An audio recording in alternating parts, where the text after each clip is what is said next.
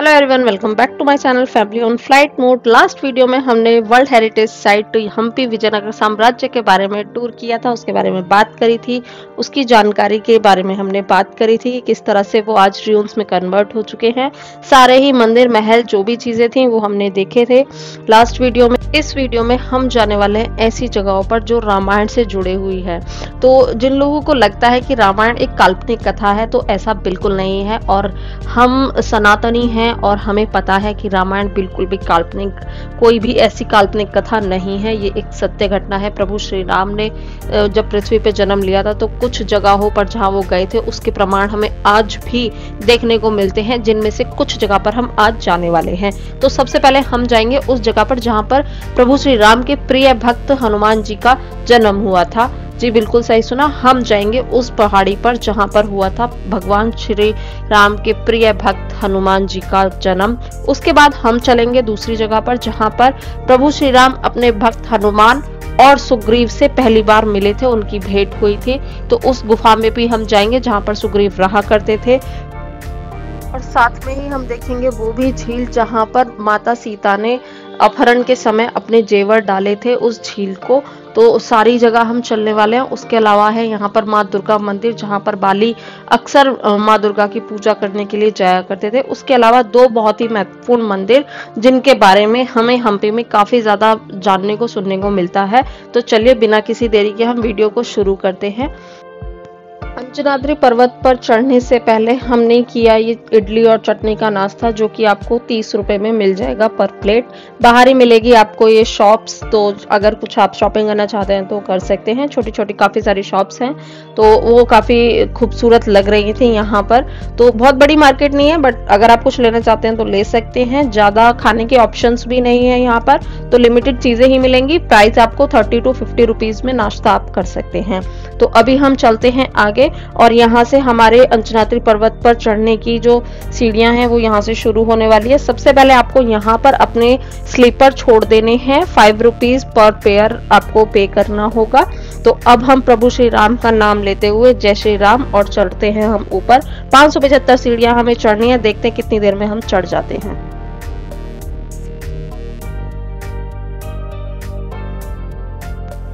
20 minute में rest करते हुए दो बच्चों के साथ हम पूरी 575 सीढ़ियां चढ़कर फाइनली पहुंच चुके हैं मंदिर पे।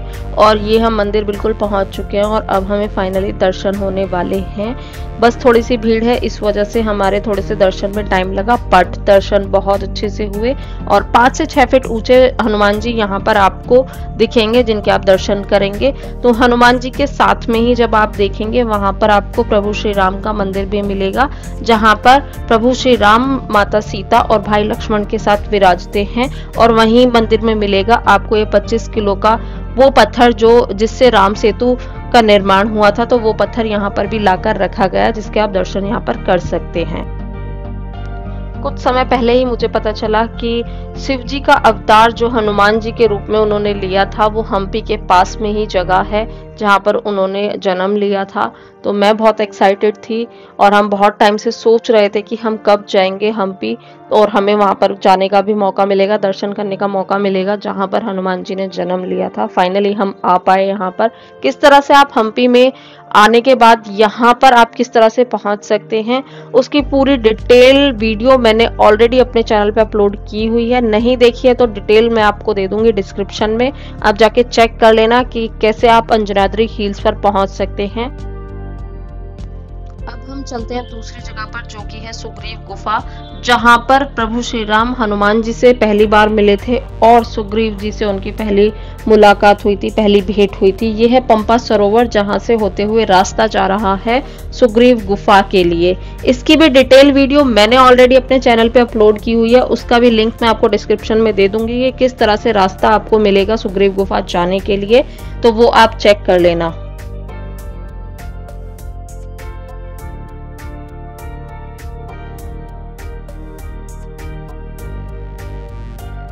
तो आज मैं तुंगभद्रा नदी के किनारे हूँ और उस जगह पर हम जा रहे हैं, इस नदी को क्रॉस करके, जहाँ पर सुग्रीव और राम जी की मुलाकात हुई थी, वो मिले थे।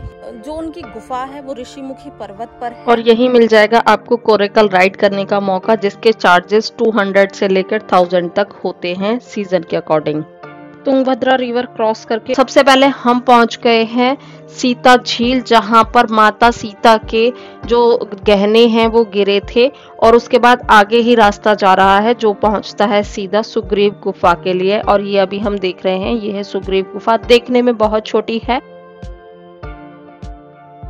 तो इसी गुफा में हुई थी प्रभु श्री राम और सुग्रीव जी की पहली भेंट, पहली मुलाकात, जहां पर, और यहीं से उन्हें पता चला था माता सीता के अपहरण के बारे में। अब हम चलते हैं दूसरी जगह पर, जो कि है माँ दुर्गा का मंदिर। माँ दुर्गा का जो मंदिर है वो यहाँ अन्नागुड़ी जो किला है उसके अंदर से ही रास्ता जा रहा है। तो अगर आपके पास टाइम है तो आप उस किले को भी देख सकते हैं, घूम सकते हैं। बाली माँ दुर्गा के अनन्य भक्तों में से एक था, और इसी वजह से वो अक्सर यहाँ पर माँ दुर्गा को प्रसन्न करने के लिए, पूजा करने के लिए अक्सर आया करता था। उसके अलावा हम्पी के जो भी राजा महाराजा हुआ करते थे, किसी भी युद्ध या लड़ाई से पहले वो यहाँ पर माता को भेंट चढ़ाने, दर्शन करने, पूजा करने के लिए जरूर आया करते थे। तो इस मंदिर की यहाँ पर बहुत ज्यादा मान्यता है, तो आपको डेफिनेटली यहाँ जाने के लिए भी अपने लिए टाइम निकालना चाहिए, और आपको अपनी लिस्ट में इस मंदिर को भी जरूर शामिल करना चाहिए। तो चलिए चलते हैं। इस तरह का पार्किंग एरिया आपको यहाँ पर मिल जाएगा, और ऊपर जाने के लिए यहाँ पर कुछ स्टेयर्स हैं जो हमें चढ़नी होंगी। तो चलिए चलते हैं अंदर और करते हैं बिना टाइम वेस्ट करे दर्शन।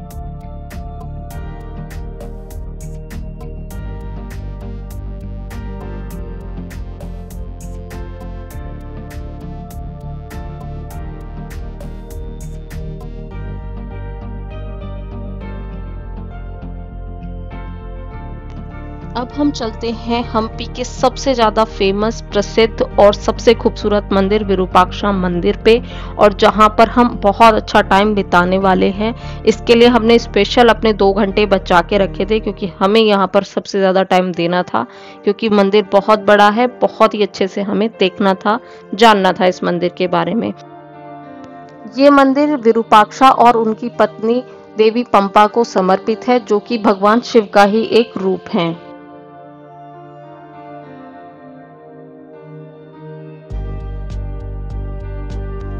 इस मंदिर में आपको 3 मुख वाले नंदी भी मिलेंगे दर्शन के लिए, जो कि आज खंडित हो चुके हैं, लेकिन उनको उसी मंदिर में रखा गया है, लेकिन पूजा नहीं जाता है, और ये स्वयं ही प्रकट हुए थे। तो इसी तरह के दूसरे नंदी बाबा बनाकर मंदिर के अंदर आपको दर्शन करने के लिए मिलते हैं। ये 9 मंजिला जो गोपुरम आप देख रहे हैं, इसका निर्माण कृष्णदेव राव ने अपने जलाभिषेक के समय करवाया था। का परिसर बहुत बड़ा है, जहां आप आराम से सारी ही चीजों को देख सकते हैं। बहुत ज्यादा भीड़ होने के बावजूद भी इस जगह पर आपको ज्यादा भीड़ महसूस नहीं होगी, क्योंकि मंदिर का परिसर बहुत बड़ा है। मंदिर के पिलर अगर आप देखेंगे तो हर पिलर पर अलग तरह की कारीगरी की गई है, हर पिलर पर एक अलग तरह की आकृति बनी हुई है, हर एक पिलर आपको अट्रैक्ट करता है अपनी तरफ। इसके पिलर जो हैं वो इतने खूबसूरत हैं, जो कारीगरी है वो इतनी खूबसूरत है कि आप यहाँ पर जब आएंगे तो आप देखते रह जाएंगे कि कितनी खूबसूरती से उस समय में इन चीजों को डिजाइन किया गया, बनाया गया।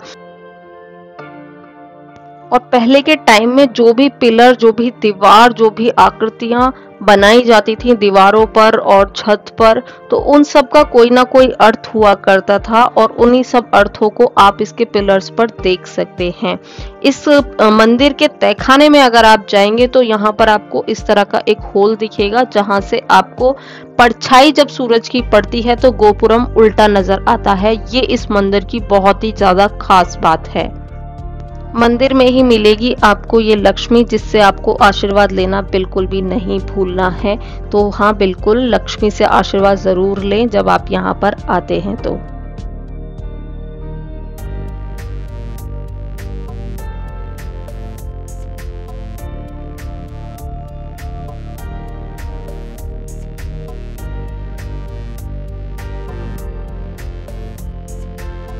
अब हम चलते हैं एक ऐसे मंदिर की तरफ जो कि दशकों तक भूमि के अंदर ही था, जमीन के अंदर ही था। कृष्णदेव राव के समय का ये मंदिर है, जिसको सर्वे ऑफ इंडिया ने खुदाई के बाद इसको वापस से रिस्टोर किया है। और ये मंदिर है अंडरग्राउंड शिवा टेम्पल। जमीन के अंदर होने के कारण से ही इस मंदिर को अंडरग्राउंड शिवा टेम्पल कहते हैं। हम्पी का 3 दिन का पूरा बजट मैंने स्क्रीन पर शेयर कर दिया है, आप चेक कर सकते हैं। वीडियो पसंद आया तो लाइक शेयर करना बिल्कुल ना भूलें। कोई भी डाउट हो तो कमेंट में आप मुझे पूछ सकते हैं। जल्दी मिलूंगी नई वीडियो में नई जगह पर, तब तक के लिए बाय बाय।